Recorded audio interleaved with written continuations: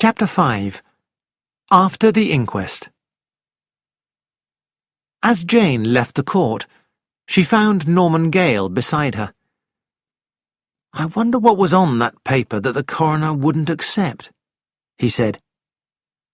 "I can tell you, I think." They turned round to find Monsieur Poirot smiling at them. "The jury accused me, Hercule Poirot, of being the murderer. Definitely, I must work to clear my name." He bowed and walked away. "Extraordinary little man," said Gale. "Now, how about having tea with me?" "Thank you," said Jane. "I would like to." They found a tea shop and sat down at a table. "It's strange, this murder business," said Norman, as they waited for a waitress to bring them their tea. "I know," said Jane. "I'm worried about my job. Antoine's may not want to employ a girl who's been involved in a murder case. After all, I might actually be the person who murdered her. It wouldn't be very nice having your hair done by someone like that." "You're not a murderer. Anyone can see that, just by looking at you," said Norman. "I'm not sure," said Jane. "I'd like to murder some of my ladies sometimes, if I could be sure no one would find out." "Well, you didn't do this particular murder. I'm sure of it." "And I know you didn't do it. But that won't help if your patients think you did." Norman looked thoughtful. "I hadn't thought of that.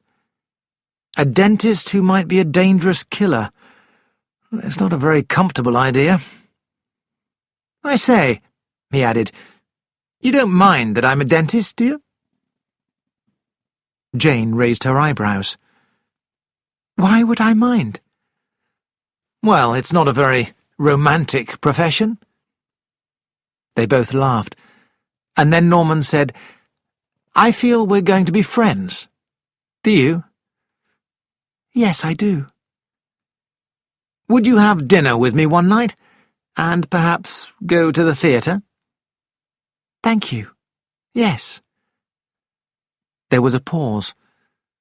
Then Norman said, "Jane, who do you think really murdered this Giselle woman?" "I have no idea.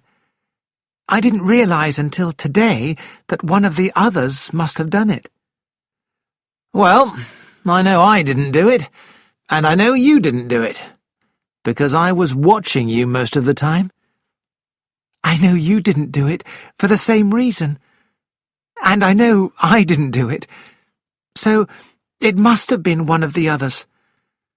But I don't see how we can ever know who it was." "Let's think about them all now," said Norman. "The stewards?" "No." "I agree. The women opposite us?" "I don't believe Lady Horbury would go around killing people. And Miss Kerr is far too much of a lady, I'm sure." "It can't be Monsieur Poirot, and the doctor doesn't seem likely either. What about Clancy, who actually confessed to owning a blowpipe?" "He didn't need to mention it," Jane pointed out, "so it looks as though he's all right."